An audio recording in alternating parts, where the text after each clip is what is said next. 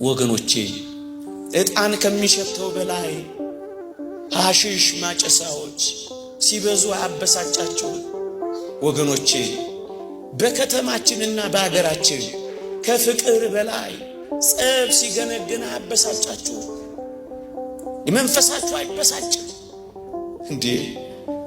ክርስትና ሲተው መንፈሳዊነት ሲላላ ጸብ ሲበዛ ቅድስና ሲጠፋ መንፈሳችሁ አይበሳጭም? ቅናት አንገበግባችሁ? ድሆች ሜዳ ላይ ሲወድቁ አንዳች ነገር አይሰማችሁ? ሰዎች በስካር ሲባዝኑ አንዳች ነገር አያማችሁ? ወገኖቼ ሞት ሲበዛ አያበሳጫችሁ? ገዳማት ሲደፈሩ አይነዳችሁ? እግሮቻችንን ያጠቡ ዳቤ የጋገሩ እሳት የተጠበሱ አባቶች በጥይት ሲጠበሱ አያሳዝናችሁም? አንዳች ነገር አያበሳጫችሁ? ምንም አይሰማችሁ? ምንም ነገር አይሰማንም? መንፈሳችሁ አይበሳጭም?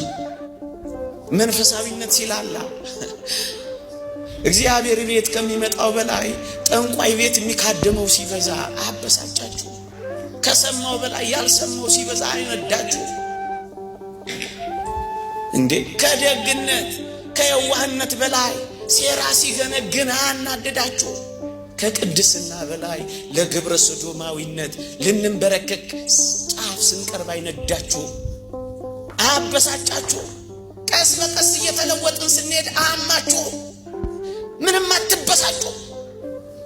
ይሄ ሊያበሳጨን ይገባል። ይሄ እኮ ነው ሊበላን የሚገባው። ገዳማቱ ሲፈቱ አይነዳችሁ? አባቶች ስፍራ ሲያጡ አይነዳችሁ? ንጹሃን አንገት ሲሰብሩ ክፎች አንገት ሲያጡ ኖርማል ነው? ፒስ ነው? ምንም አይሰማችሁ? ስራ ልንሰራ ነው የተሰበሰብነው ወይስ እንደ ከዚህ ቀደሙ ከንፈር መጠን ለመለያየት ነው የተሰበሰብነው? ለመቀጠልና ለማቆም ባለው የዚህ ዓለም ትግል ውስጥ የሚያበሳጫችሁ ነገር የለም? በከተማይቱ ጣዖት ሞልቶ ሲመለከት መንፈሱ ተበሳጨበት የሚለው እኮ ጌታችንን ገብቶ ሲመለከት ነጋዴዎች በስቶ ሲያይ ጅራፍ አነሳ።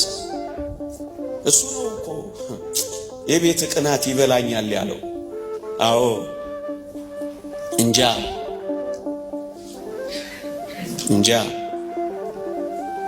አየ ጌታችን ምን አደረገ?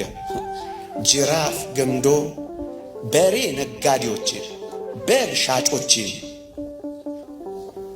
ርግብ ሻጮችና ገንዘብ ለዋጮችን እየገረፈ አባረራቸው።